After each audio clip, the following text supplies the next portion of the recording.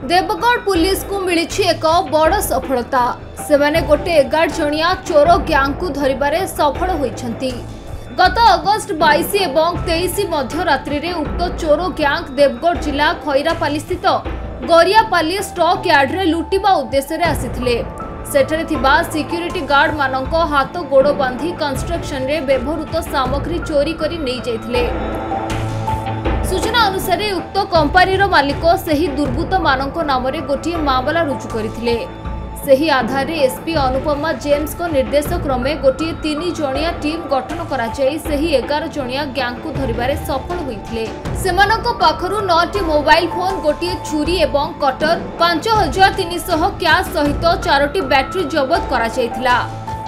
गत 23/8/2024 एवं 31/8/2024 कुंडेगला PS case number 200/24 and 201/24 रे कंप्लेनेंट यूएमपीएसएल रिप्रेजेंटेटिव देवज्योति धर से आसी रिपोर्ट करथिले तांको यूएमपीएसएल कंपनी रो कंस्ट्रक्शन साइट रु किछि दुर्बृत्त माने interview night of 23rd and 31st आसी मारणास्त्र धरी तांको सिक्यूरिटी गार्ड मानकू हाथ गोड़ बांधी अटकई देले आउ तांको कंपनी रु इलेक्ट्रोनिक सामान सहित कपर वायर एवं अन्य बैटरी एगुड़ा सब चोरी नहीं जाइए।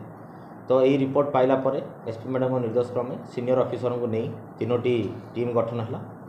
स्पॉट विजिट आम साइंटिफिक टीम, डॉग स्क्वाड एवं टेक्निकल असिस्टेंस आम नहीं जहाँफल आमर एक्यूज मान सुराग मिलता एवं आम इन्वेस्टिगेशन समय गोटे 11 जणिया इंटर डिस्ट्रिक्ट डकैती ग्रुप को आम एप्रिहेंड करूँ एवं गोटे प्रॉपर्टी जे चोरा प्रॉपर्टी रिसीभर थिले ताको मध्ये आमे ए पर्यंत अप्रेहेंड करिछु।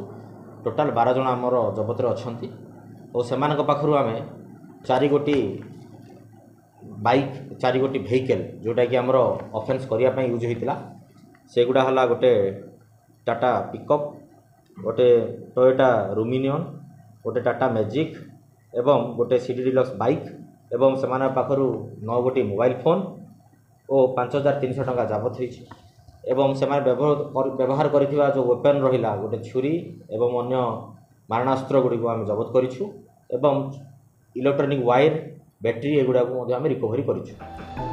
देवगढ़ देवानंद नायक रिपोर्ट, खबर ओडिशा।